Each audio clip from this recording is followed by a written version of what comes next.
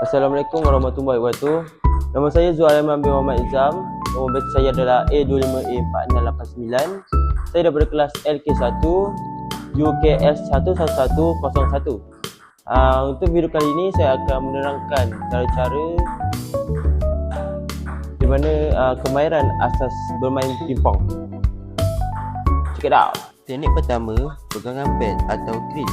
Dalam pingpong, terdapat dua jenis pegangan yang biasa digunakan, iaitu shake hand grip dan pen hold grip.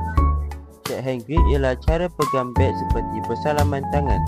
Bahagian pemegang bat diapit antara ibu jari dan jari telunjuk, manakala jari-jari lain memegang di belakang pemegang.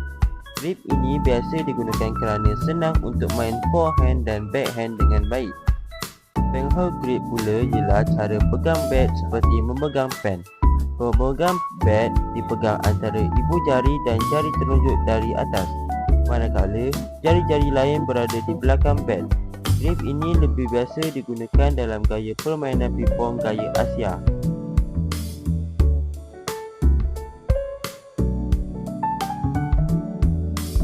Teknik seterusnya adalah forehand.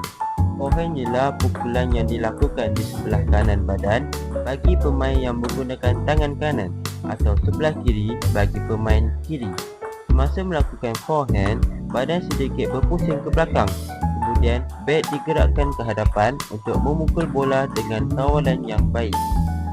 Teknik seterusnya adalah backhand. Backhand ialah pukulan yang dilakukan di sebelah kiri badan bagi pemain tangan kanan atau di sebelah kanan bagi pemain kiri. Semasa melakukan backhand, bat digerakkan dari sebelah badan secara mendatar ke hadapan untuk memukul bola dengan kawalan yang baik. Ya, itu saja teknik asas kemahiran bola pingpong. Bye bye.